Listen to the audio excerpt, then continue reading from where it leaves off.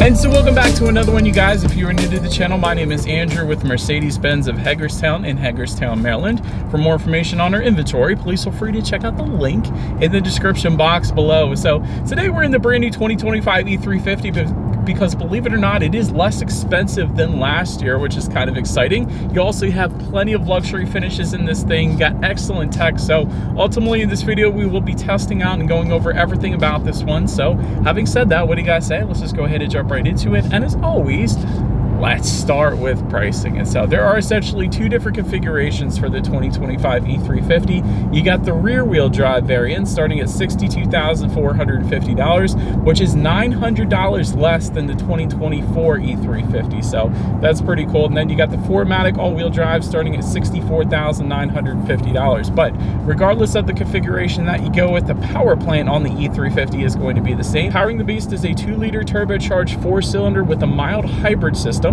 putting out 255 horsepower, 5,800 RPM, 295 pound-feet of torque, coming in at 2,000 RPM, power center rear wheels or all wheels. And so, by the way, the rear wheel drive is a new configuration for 2025. That's how they got it less expensive. So in case you're curious about that, but power sent to the ground through a 9-speed automatic with paddle shifters, which of course we will be testing out here in a little bit. 0 to 60 time coming in at approximately 6.1 seconds, with MPG numbers coming in at 24 in the city, 33 on the highway. That's pretty impressive, taking premium unleaded fuel. So before we do any kind of fun paddle shifter or acceleration test here in the E350, I did want to mention to you guys the drive modes. And so there's a button labeled dynamic just in front of the cup holders here, and that'll give you drive modes like eco, comfort, sport, and individual, adjusting things like the shift points, the throttle response, the steering sensitivity, and the all-wheel drive system engagement as well. So now having got all of that out of the way, what do you guys say? Let's go ahead and find a straightaway. Let's put the paddle shifters and acceleration here to the test. I want to see how quickly the paddle shifters react for us, and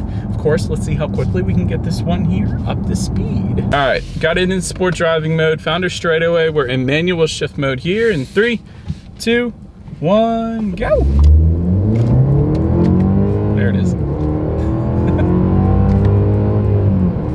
Okay, the paddle shifters, as far as they go, they're extremely smooth shifts. Like, that was surprising. So a lot of times back in the day, I know, maybe like 8 or 10 years ago when I was reviewing Mercedes-Benz, it like lunged you forward. Maybe that was just AMG, I don't remember exactly, but very, very smooth shifts with the paddle shifters. Really not much of a delay either on the initial get up and go when it comes to the acceleration, probably because of the mild hybrid system. But yeah, that's plenty of an acceleration for this thing. You're not going to have any issues emerging onto the highway. But anyways, to go along with that acceleration, as always, braking is equally important. And so up front, you will find 12.7-inch ventilated front discs. In the back, 11.8-inch solid rear discs. As far as that 6E0 stopping distance goes, it comes in at 102 feet, which is an insane number on paper. That's absolutely brilliant. As far as braking feel goes, it's on the softer side of things, so didn't expect that. With that number, at least, that's a very nice number, so you're not going to have any issues coming to a stop in this thing. But it's definitely more of a luxury braking feel as opposed to a sports sedan braking feel. I'll put it that way. It's not as firm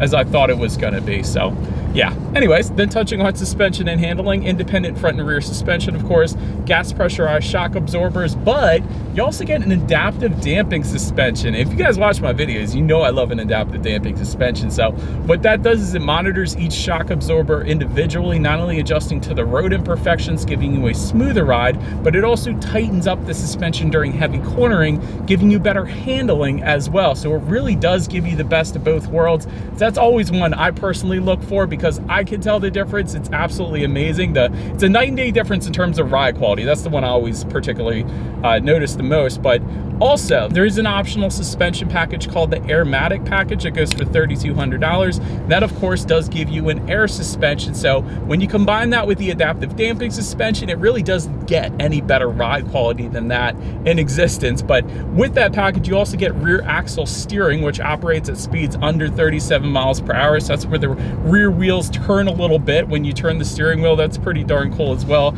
So overall, as far as ride quality goes, it's been perfectly fine on my short little test drive here today. So definitely absorbing the road imperfections, and that makes sense with an adaptive damping suspension. So wonderful ride quality in the E-Class. As far as steering feel goes, it's just right. It's what you would expect the E-Class to feel like when it comes to the steering. It's not a super heavy steering feel like a sports sedan or like a sports car, but it's not a loosey-goosey steering feel like an SUV either. It's just what this car should be.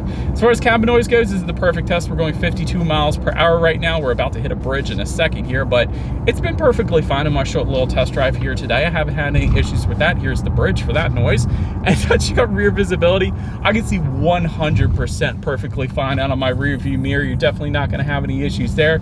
Touching on forward visibility, rain sensing windshield wipers actually do come standard on the E-Class here. So whenever this thing detects any kind of mist or rainfall, it's going to automatically turn on those windshield wipers for you. So gotta love that. There's also available a head-up display with real-time navigation. That's with one of the package options. So that's going to display your speed limit, and safety features up onto your windshield, better helping you keep your eyes on the road there. And last thing I wanted to mention with forward visibility here, there is a digital light package that goes for $990 that gives you more than 1 million pixels per headlamp, ultra wide high beams as well, and you get the quartering function. So when you're going around a bend at night, those headlights will swivel based on your steering angle, better help illuminating what is around that bend, so you're less likely to actually hit a deer or Sasquatch or an alien or whatever the case. So anyways, that about rounds out the performance segment of this review, you guys. Let's now go ahead and take a look at the exterior of our brand new 2025 Mercedes-Benz E350. All right, so here she is, you guys, the new 2025 Mercedes-Benz E350, finished in graphite gray metallic, in case you were curious of our exact exterior color name. By the way, that's a $750 color, in case you were interested. But speaking of colors, there's a new color for the 2025 E350 this year. That's going to be Patagonia red metallic. That goes for $1,750, in case you were interested in that. But as always, let's go ahead and start with where the E-Class is made. Taking a look at the VIN, first character is the letter W, indicating that the E-Class is built and assembled in Germany, as it should be. So let's go ahead and start up front. LED headlights with LED daytime running lights to the sides. You get the automatic feature with that. You get automatic high beams as well. So if you have your high beams on at night and it senses the vehicle coming in the opposite direction, it's going to automatically dim them back to low beams. Then when that vehicle is gone, it's going to automatically bounce it back up the high beams for you. Of course, up front, you will find that iconic diamond block front grille. And by the way, there's an option for that front grille. It can be illuminated for an additional $400 if you wanted to go that route. So I did want to mention that. Then you guys can see down to the bottom corners there, you got front air curtains helping direct air around the wheel and tire combination for a little better aerodynamics there as well. But that pretty much rounds out the front end. Let's now go ahead and swing around to the side. All right, so now since we are around to the side of the E350, chrome window surrounds will come standard. However, there are some gloss black window surrounds available as an option, as you guys can see. One of those options is the night package that gives you gloss black accents. That goes for $200, but there's other ways you can get the gloss black as well. But flush door handles, you gotta love them. I think they look so steak cool. Door handles just actually retracted into the vehicle again, so I'm a fan of that. Taking a look at the side mirrors, they are body colored power adjustable side mirrors. They will be heated with LED integrated turn signals, and they are power folding actually as well. Then take a look down at the wheel setup. 18-inch triple 5-spoke aluminum alloys do come standard. However, there are several different designs available for this thing, but that pretty much rounds out the side profile. Let's now go ahead and swing around to the back. All right, so now since we are around to the back of the E350, I personally love this look. This is one of the best looks on this thing, but all the way to the top, typically you find a shark fin antenna. You don't have that with Mercedes-Benz typically because it's a super clean look, so definitely a fan of that. You got the rear spoiler back there. That looks good. LED taillights, of course, and the Mercedes-Benz star logo that started last year with the redesign of everything, so definitely a fan of that as well. You do have LED license plate lighting to go along with that. I don't like to overlook that. And then underneath of it all, it is dual exhaust outlets. However, there are chrome tips. You guys can see that, but that's actually fake. The real dual exhaust outlets are actually tucked away underneath, so not sure why Mercedes did that, but they did. But nonetheless, I do believe you guys know what we have to do next here. As always, here is that exhaust clip.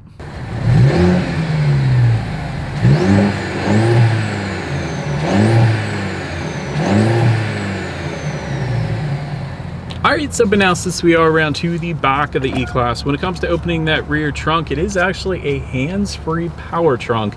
That comes standard. That's pretty nuts, but there is a button on the key fob as well. There's also a button on the trunk itself, but once opened up, cargo capacity comes in at 19 cubic feet.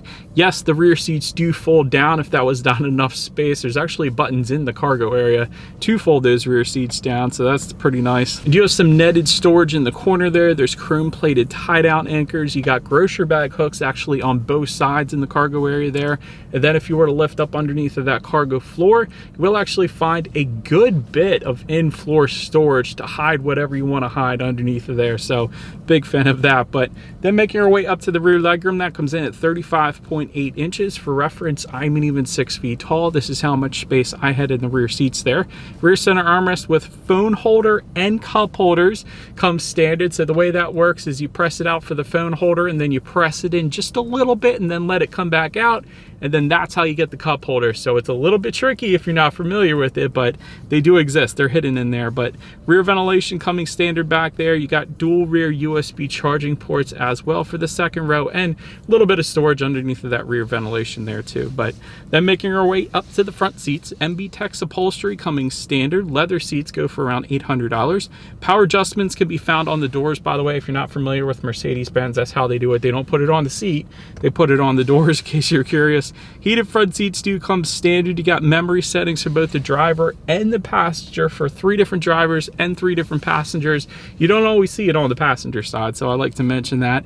Ventilated front seats, of course, are available. There's also a multi-contour seating package that goes for $2,950. That does give you multi-contour front seats, of course, but it also gives you the massage function, so you can have massaging front seats. So that's pretty darn nice as well. Overall, as far as seat comfort goes, it was okay. Love that the seams are vertical. It doesn't give you any awkward pressure points for that reason. So yeah, they definitely get the job done there. But then take a look at the steering wheel. It is tilt and telescoping. It is going to be wrapped in a Napa leather, and it is heated actually as well. So I should probably turn that on. But anyway, they're making our way to the startup. Let me start by showing you guys the key. It's a very heavy duty key. Like, this is a metal key, no doubt. You got lock as the Mercedes-Benz logo at the top. You got unlock just below that, and then the power trunk button, of course. But it is all keyless entry with a push button start. So all I'm going to do here is simply put my foot on the brake and press that engine start button located just underneath the gauge cluster there. And so once started up, when it comes to that gauge cluster, it is a 12.3-inch digital gauge cluster, and Mercedes-Benz does gauges better than just about everybody out there. I think Mercedes-Benz and BMW are probably my favorite for the gauges. But so when you press the home button on the left-hand side of the steering wheel, it gives you a bunch of different loadouts. You got sport, got classic. There's a full navigation setup if you wanted to display that up there. So a bunch of different looks to it. I actually remember them having more in the past, but still, nonetheless, I think understated was the other one if I remember correctly, but they all look good, quite honestly. The sport is kind of like a 3D effect, so I'm a big fan of that. But of course, you have how many miles you have left until you hit empty. There's speed limit recognition up there. There's your outside temperature, which says it's in the 30s today, so it is definitely cold.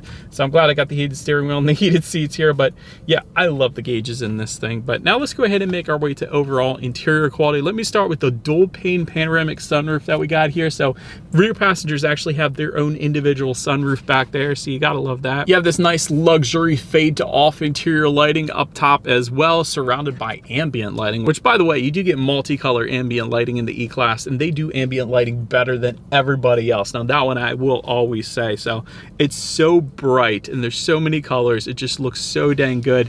Even the Mercedes-Benz logos found just above the passenger side glove box, etched into this matte wood here, that's all displayed with the ambient lighting color that you set up as well. So absolutely love it. But frameless rear view mirror with home-link controls for up to 3 different garage doors. Got leatherette door trim inserts as well. There is a wireless phone charger just located just in front of the cup holders here. Dual zone climate control coming standard. There is an M-Buck super screen package. I wanted to mention that goes for $1,500. It essentially gives the front passenger here their own infotainment screen as well, and that comes with a selfie and a video camera, and it's a coated screen, by the way, so it won't reflect light and distract the driver rubber, they say. So still have yet to see that, so that would be pretty cool. But anyways, aluminum speaker covers as well. I always like to mention that. That's by Burmester. So we'll test out the sound system here in a little bit, but the interior quality in Mercedes just absolutely unmatched. Like all the wood trim accents, the ambient lighting is absolutely insane. The aluminum speaker covers, all the Napa leather and leather finishes in this thing, it's just done so well. But anyways, let's go ahead and check out this massive infotainment screen now. It is a 14.4-inch color touchscreen display. Get Bluetooth and audio streaming with that, Android Auto, Apple CarPlay. You can check out your driving statistics up there. There's factory navigation system as well. You can shop on Amazon.